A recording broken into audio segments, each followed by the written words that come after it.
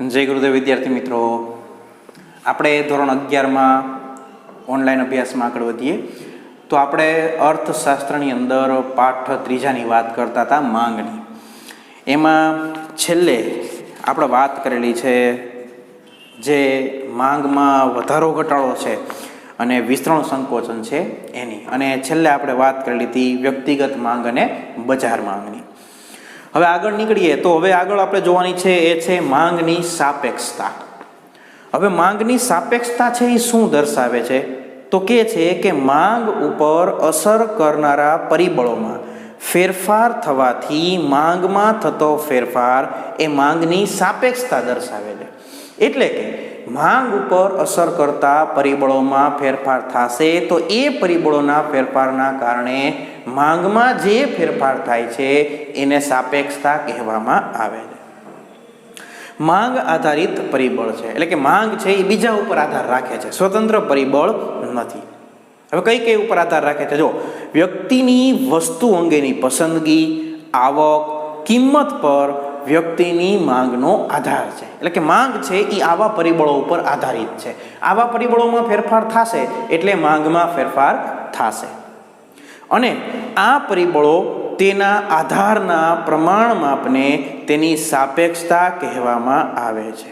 કે આ જેટલા પરિબળો છે આ પરિબળો પર માંગના આધારના પ્રમાણ માપને આ સાપેક્ષતા કહેવાય. પ્રમાણ માપ પોતે કે કોઈ પણ પરિબળમાં ફેરફાર થશે તો એ પરિબળમાં ફેરફાર થવાના કારણે માંગમાં કેટલો ફેરફાર થશે એ માપ શોધવા માટે આપણને આ સાપેક્ષતા કામ આવી શકે છે. તો આપણે વધી આગળ માંગની સાપેક્ષતામાં. તો માંગના નિયમ પ્રમાણે અન્ય પરિબળો યથાવત રહેતા કિંમતમાં ઘટાડો થતા માંગ વિસ્તરણ પામે છે અને કિંમતમાં વધારો થતા માંગ સંકોચન પામે છે. આ આપણે માંગના નિયમમાં જોયું કે કિંમત ઘટે તો માંગ વધે અને કિંમત વધે તો માંગ ઘટે. આમ કિંમત અને માંગ વચ્ચે વ્યસ્ત સંબંધ છે એવું માંગનો નિયમ આપણને સમજાવે છે. પરંતુ કિંમતમાં થતા ફેરફારો વસ્તુની માંગમાં કેટલા ફેરફારો લાવશે તે અંગેની સમજૂતી માંગનો નિયમ આપતો નથી. કે માંગનો નિયમ આપણને માત્ર શું સમજાવે છે કે માંગ અને કિંમત વચ્ચે વ્યસ્ત સંબંધ છે, પણ કિંમતમાં ફેરફાર કેટલો ફેરફાર થશે તો એના પરિણામે માંગમાં કેટલો ફેરફાર થશે એ આપણને આ માંગનો નિયમ સમજાવી શકતો નથી. એના માટે તો આપણને આ સાપેક્ષતા જ કામ આવી શકે છે. તેથી વસ્તુની કિંમતમાં થયેલ ફેરફારને પરિણામે વસ્તુની માંગમાં જે ફેરફાર થાય છે તે અંગેની સમજૂતી એ માંગની મૂલ્ય સાપેક્ષતા આપણને આપે છે.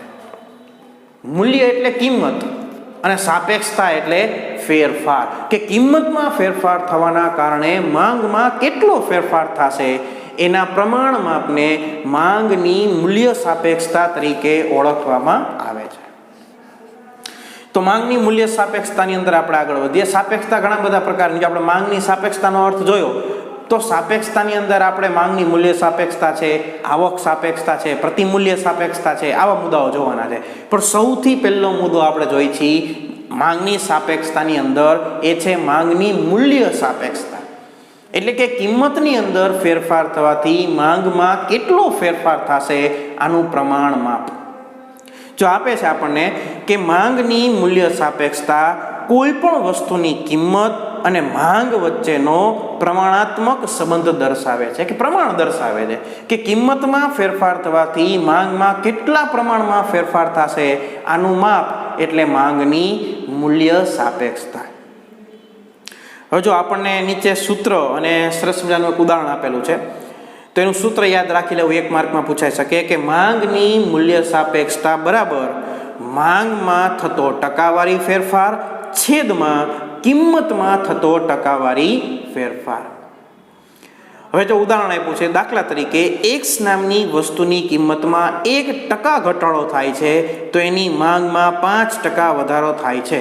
તો જો સૂત્ર પ્રમાણે જોઈએ તો માંગની મૂલ્ય સાપેક્ષતા બરાબર ઉપર શું છે, માંગમાં ટકાવારી ફેરફાર કેટલો છે તો કે 5% એટલે 5, અને નીચે કેટલું છે કિંમતમાં તો કે 1% એટલે નીચે 1, એટલે જવાબ શું આવશે 5. તો શું કહેવા માંગે છે કે કિંમતમાં 1%નો ઘટાડો થાય છે તો માંગ 5% વધે છે, એટલે કે કિંમતમાં 1 રૂપિયાનો વધારો થવાથી અથવા તો 1% વધારો થવાથી માંગમાં 5 ગણો વધારો જોવા મળે છે. કિંમત કરતાં માંગમાં 5 ગણો વધારો જોવા મળે છે. જો આપણને નીચે નોંધ આપેલી છે કે માંગની મૂલ્ય સાપેક્ષતા શુદ્ધ આંકમાં વ્યક્ત થાય છે, એટલે કે તેની પાછળ ટકા, રૂપિયા, કિગ્રા, લીટર, મીટર આવું કાંઈ લખાતું નથી. એટલે 5 આપણને એમ નામ આપ્યા. જો નકર 5ની પાછળ આપણને એમ થાય ટકાની નિશાની ક્યાં ગઈ, પણ મૂલ્ય સાપેક્ષતા શુદ્ધ ભાષામાં લખાય છે. જે જવાબ આપે એની પાછળ કોઈ પ્રકારની નિશાની આપણે કરવાની હોતી નથી. આ આપણે જોયું માંગની મૂલ્ય સાપેક્ષતાનો અર્થ અને તેનું સૂત્ર.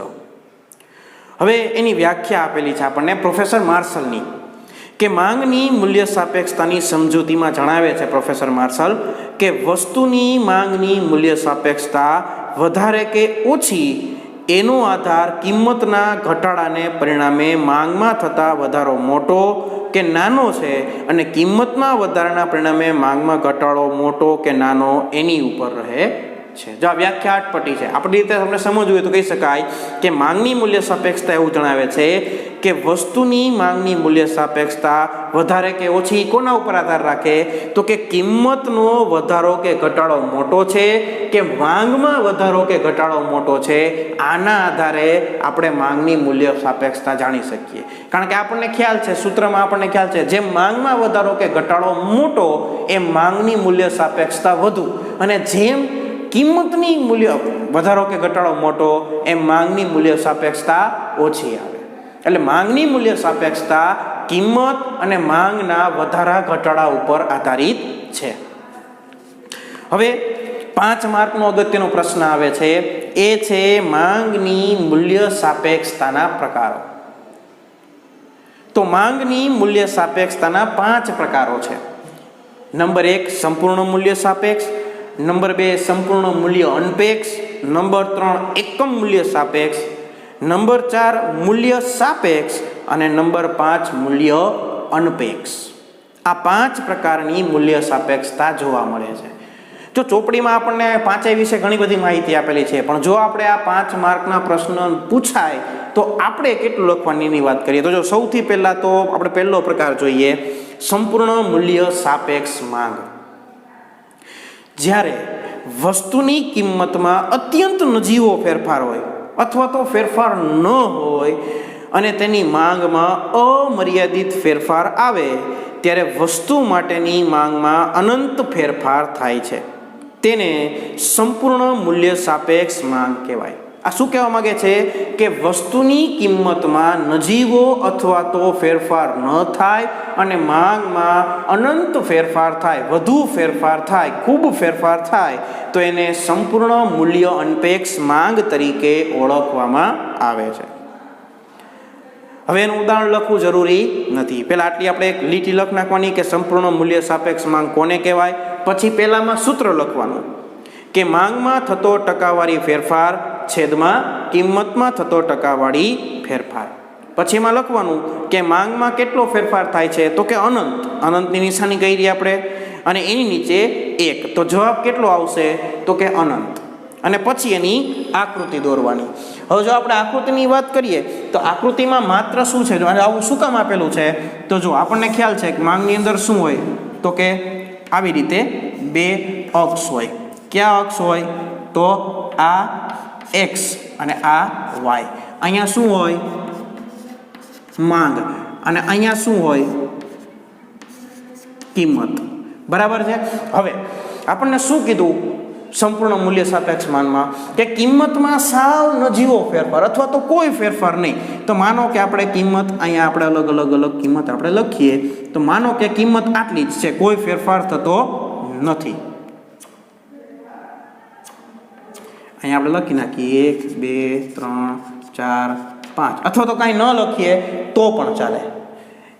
1 આપણે ચાલો આકૃતિમાં આ લખ્યું 3 4 5. હવે શું કે છે કે કિંમતમાં નજીવો અથવા તો નહીવત ફેરફાર. માનો કે આપણે કિંમત ₹3 રાખી છે, એમાં કોઈ ફેરફાર થતો નથી, અને માંગમાં અનંત ફેરફાર એટલે કે માંગ ફેરફાર થતી જાય છે. તો આ ડીડી રેખા આવી જોવા મળે. આવી શું કામ જોવા મળે ને એ મહત્વની વસ્તુ છે કે કિંમતમાં સાવ નજીવો ફેરફાર છે, નહીવત બરાબર, અને માંગમાં અનંત ફેરફાર થતો હોય તો આ પ્રકારની આકૃતિ આપણને જોવા મળી શકે છે.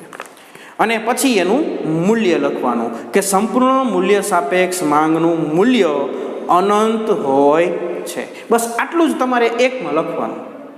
એક પ્રકારમાં સૌથી પહેલા શું લખવાનું કે સંપૂર્ણ મૂલ્ય સાપેક્ષ માંગ કોને કહેવાય, પછી સૂત્રની નીચે કિંમત મૂકવાનું, એનું મૂલ્ય શોધવાનું, મૂલ્ય કેટલું આવશે અનંત, પછી એની આકૃતિ, અને આકૃતિની નીચે લખવાનું કે સંપૂર્ણ મૂલ્ય સાપેક્ષ માંગનું મૂલ્ય હંમેશા અનંત જોવા મળે છે.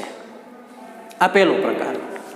બીજો પ્રકાર છે સંપૂર્ણ મૂલ્ય અનપેક્ષ. આના કરતાં ટોટલી ઊંધું.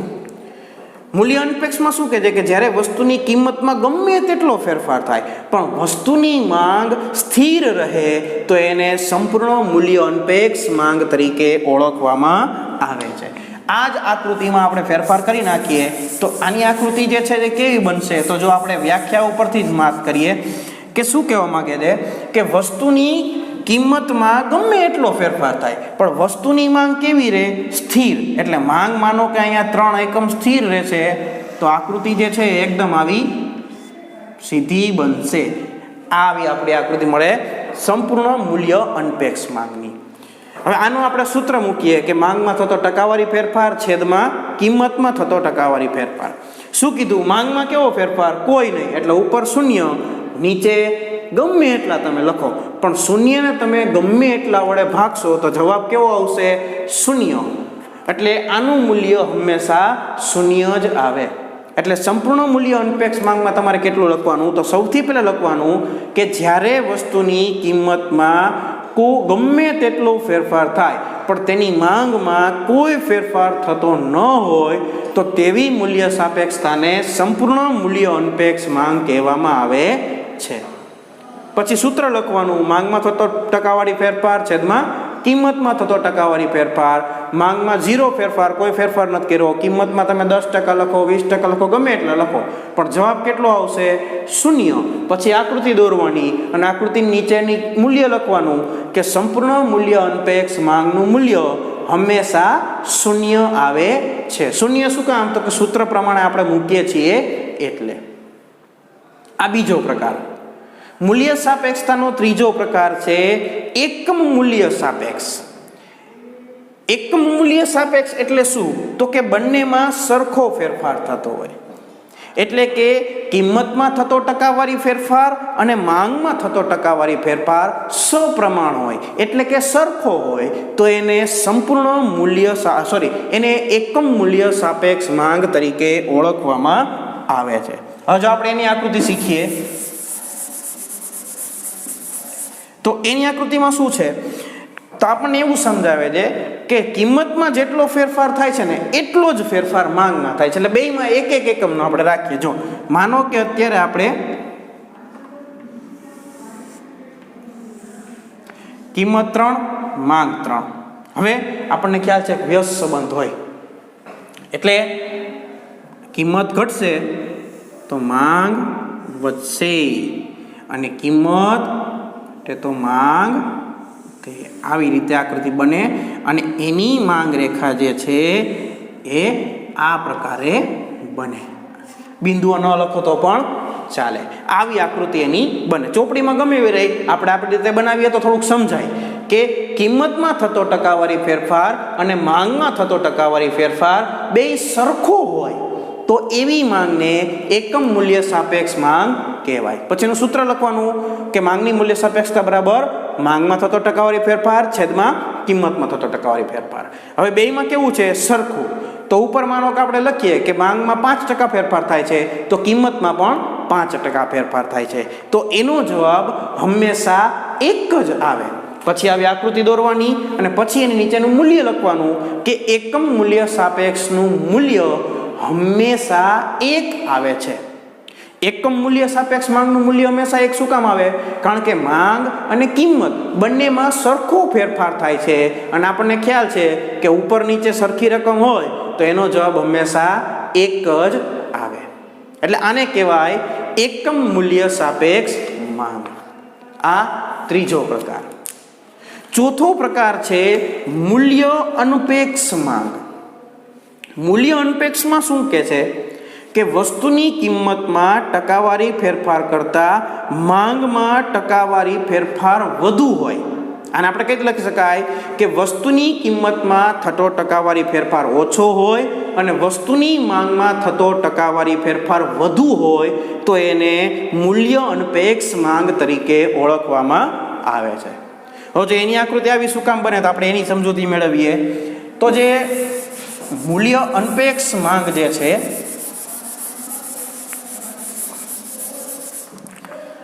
જો મૂલ્ય અનપેક્ષ માંગની અંદર આપણે માહિતી મેળવીએ તો આપણે પહેલાં 3 વાળું એમ નામ દોરી નાખીએ કે ભાઈ જ્યારે વસ્તુની માંગ 3 હોય ત્યારે કિંમત 3 હોય છે. હવે જો આપણે લખાણ પ્રમાણે જાય કે કિંમતમાં ટકાવારી ફેરફાર કરતાં માંગમાં વધુ, તો જો આપણે સરસ મજાના ઉદાહરણથી સમજીએ કે કિંમતમાં એક જ ફેરફાર લઈ જ્યારે માંગમાં વધારે ફેરફાર લઈ. જો માનો કે 3 થી કિંમત વધીને 4 થાય, કિંમત વધે તો માંગ શું થશે? ઘટશે. અને કિંમત ઘટે તો માંગ વધે. આપણે ઘટાડામાં લઈ જો કિંમત માનો કે 3 થી 2 થાય છે, કિંમતમાં 1 એકમનો ફેરફાર થયો તો માંગમાં ફેરફાર કેવો દર્શાવ્યો છે? વધારે. તો આપણે માંગમાં 2 એકમ લઈએ તો આનો ફેરફાર જે છે એ આ પ્રકારે થશે અને એની માંગ રેખા જે છે એ વધુ પડતી ઢળતી બનશે. શું કામ ઢળતી બનશે વધુ પડતી? કારણ કે કિંમતમાં થતા ટકાવારી ફેરફાર કરતાં માંગમાં થતો ટકાવારી ફેરફાર વધુ છે એટલે માંગ રેખા વધુ પડતી ઢળતી બનશે. હવે આના સૂત્ર અને મૂલ્યની વાત કરીએ તો આમાં શું કહે છે કે માંગમાં થતો ટકાવારી ફેરફાર વધારે અને કિંમતમાં થતો ટકાવારી ફેરફાર ઓછો. એટલે સૂત્ર પ્રમાણે તો જો આપણે જોઈએ તો ઉપરનો આંકડો મોટો આવે અને નીચેનો આંકડો નાનો આવે. જો આમાં ઉદાહરણમાં આપ્યું છે કે માંગમાં થતો ટકાવારી ફેરફાર 30 છે અને કિંમતમાં થતો ટકાવારી ફેરફાર 10 છે તો 30/10 જવાબ આવે 3. એનો મતલબ શું થયો કે મૂલ્ય અનપેક્ષ માંગનું મૂલ્ય હંમેશા 1 કરતાં વધુ આવે. શું કામ? કારણ કે મૂલ્ય અનપેક્ષ માંગમાં ફેરફાર વધારે હોય અને કિંમતમાં ફેરફાર ઓછો હોય. અને આપણને ખ્યાલ જ છે કે છેદ નાનો હોય ત્યારે જવાબ હંમેશા અંશ કરતાં છેદ નાનો હોય તો જવાબ હંમેશા કેવો આવે? 1 કરતાં મોટો. એટલે મૂલ્ય અનપેક્ષ માંગનું મૂલ્ય 1 કરતાં વધુ આવે. આ ચોથો પ્રકાર. 5મો પ્રકાર છે મૂલ્ય અનપેક્ષ માંગ. જે મૂલ્ય સાપેક્ષ જોયું એમ મૂલ્ય અનપેક્ષ માંગ. એના કરતાં ઉલટું વિચારવાનું. ઓલામાં શું કર્યું હતું કે માંગમાં થતો ટકાવારી ફેરફાર વધુ અને કિંમતમાં થતો ટકાવારી ફેરફાર ઓછો, તો આની અંદર આપણે ફેરવી નાખવાનું. જેમ આપણે માંગમાં 2 એકમ લીધા હતા એવી રીતે કિંમતમાં 2 એકમ લેશું. આમાં શું છે? કિંમતમાં ફેરફાર વધુ અને માંગમાં ફેરફાર ઓછો. તો આપણે જો ઉદાહરણ તરીકે લઈએ કે માનો કે આમાં કિંમતમાં 2 એકમમાં ફેરફાર થાય અને માંગના 1 જ એકમમાં ફેરફાર થશે. માનો કે જો કિંમત જે છે એ 3 થી ઘટી અને 1 થઈ ગઈ તો આમાં શું થશે? 1 જ એકમનો ફેરફાર થશે અને આ જે આકૃતિ જે છે એ આ પ્રકારે બનશે. એટલે આની આકૃતિ જે છે એ વધુ પડતી સીધી બને. શું કામ વધુ પડતી સીધી બને? કારણ કે કિંમતમાં ફેરફાર વધારે છે અને માંગમાં ફેરફાર ઓછો છે. જો આપણને સમજાવે છે કે વસ્તુની કિંમતના ટકાવારી ફેરફાર કરતાં માંગમાં ટકાવારી ફેરફાર ઓછો હોય તો એને મૂલ્ય અનપેક્ષ માંગ તરીકે ઓળખવામાં આવે છે. સૂત્ર પ્રમાણે જોઈએ તો માંગમાં ટકાવારી ફેરફાર માનો કે 5% છે અને કિંમતમાં ટકાવારી ફેરફાર 20% છે તો 5/20 એટલે જવાબ આવે 0.25. એનો મતલબ શું થયો કે મૂલ્ય અનપેક્ષ માંગનું મૂલ્ય હંમેશા 1 કરતાં ઓછું આવે અને એની આકૃતિ જે છે એ આ પ્રકારે વધુ પડતી ઢળતી બને છે. આ 5 પ્રકારની મૂલ્ય સાપેક્ષતા જોવા મળી શકે। સૌથી પહેલા આપણે કયું જોયું? તો સૌથી પહેલો પ્રકાર આવ્યો સંપૂર્ણ મૂલ્ય સાપેક્ષ માંગ, જેમાં શું હતું? તો કે કિંમતમાં કોઈ ફેરફાર ન થાય અને માંગમાં સૌથી વધારે અથવા તો ઝાઝો ફેરફાર થાય તો સંપૂર્ણ મૂલ્ય સાપેક્ષ માંગ, જેનું મૂલ્ય અનંત। બીજો પ્રકાર જોયો સંપૂર્ણ મૂલ્ય અનપેક્ષ માંગ, એમાં ઉલટું કે માંગમાં કોઈ ફેરફાર ન થતો હોય અને કિંમતમાં ઝાઝો ફેરફાર થતો હોય તો એને સંપૂર્ણ મૂલ્ય અનપેક્ષ માંગ કહેવાય અને એનું મૂલ્ય હંમેશા શૂન્ય આવે। ત્રીજો પ્રકાર જોયો એકમ મૂલ્ય સાપેક્ષ માંગ, એટલે કે કિંમતમાં થતો ટકાવારી ફેરફાર અને માંગમાં થતો ટકાવારી ફેરફાર બે સરખા હોય તો એને એકમ મૂલ્ય સાપેક્ષ માંગ કહેવાય અને એનું મૂલ્ય હંમેશા 1 આવે। ચોથો પ્રકાર આવ્યો મૂલ્ય સાપેક્ષ માંગ। મૂલ્ય સાપેક્ષ માંગની અંદર શું હોય? તો કે કિંમતમાં થતા ટકાવારી ફેરફાર કરતા માંગમાં થતો ટકાવારી ફેરફાર વધારે હોય તો એને મૂલ્ય સાપેક્ષ માંગ કહેવાય। સૂત્ર પ્રમાણે જોઈએ તો અંશ મોટો આવે અને છેદ નાનો આવે એટલે એનો જવાબ જે છે હંમેશા 1 કરતાં મોટો આવે, એટલે એનું મૂલ્ય સાપેક્ષ માંગનું મૂલ્ય હંમેશા 1 કરતાં વધુ હોય। અને પાંચમો પ્રકાર જોયો મૂલ્ય અનપેક્ષ માંગ। મૂલ્ય અનપેક્ષ માંગની અંદર કિંમતમાં ફેરફાર વધારે હોય અને માંગમાં ફેરફાર ઓછો હોય। સૂત્ર પ્રમાણે અંશ નાનો અને છેદ મોટો ત્યારે જવાબ હંમેશા 1 કરતાં ઓછો આવે, એટલે મૂલ્ય અનપેક્ષ માંગનું મૂલ્ય હંમેશા 1 કરતાં ઓછું આવે। આ 5 પ્રકારની મૂલ્ય સાપેક્ષતા જોવા મળે: સંપૂર્ણ મૂલ્ય સાપેક્ષ, સંપૂર્ણ મૂલ્ય અનપેક્ષ, એકમ મૂલ્ય સાપેક્ષ અને મૂલ્ય અનપેક્ષ। આ 5 પ્રકાર 5 માર્કની અંદર પૂછાઈ શકે એવા છે। તો આપણે કીધું એટલું જ લખવાનું।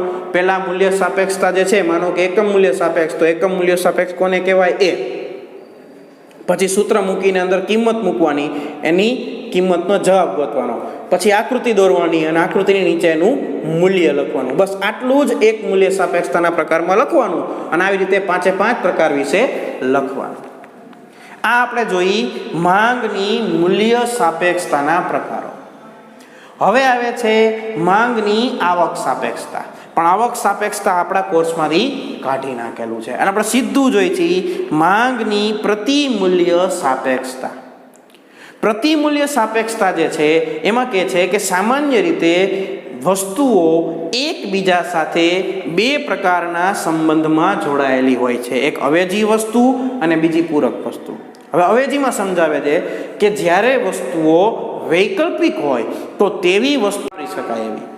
સામાન્ય રીતે એક વસ્તુના બદલામાં બીજી વસ્તુ ઉપયોગમાં લઈ શકાતી હોય તો એને અવેજી કહેવાય। અને પૂરકમાં આપણને ખ્યાલ છે કે 2 વસ્તુ છે એ એકબીજા સાથે અભિન્ન રીતે જોડાયેલી હોય, એટલે કે 2 વસ્તુ હંમેશા સાથે જ જોઈએ, સિમ કાર્ડ અને મોબાઈલ, પેટ્રોલ અને બાઇક વગેરે વગેરે, તો એને પૂરક વસ્તુ કહેવાય। હવે આ પૂરક અને અવેજી સમજાઈ ગયું। હવે આપણે પ્રતિમૂલ્ય સાપેક્ષતામાં જઈએ કે જ્યારે એક વસ્તુની કિંમતમાં ફેરફાર થતાં બીજી વસ્તુની માંગ પર અસર થાય તો એના માપ ગોતવા માટે પ્રતિમૂલ્ય સાપેક્ષતા જોઈએ।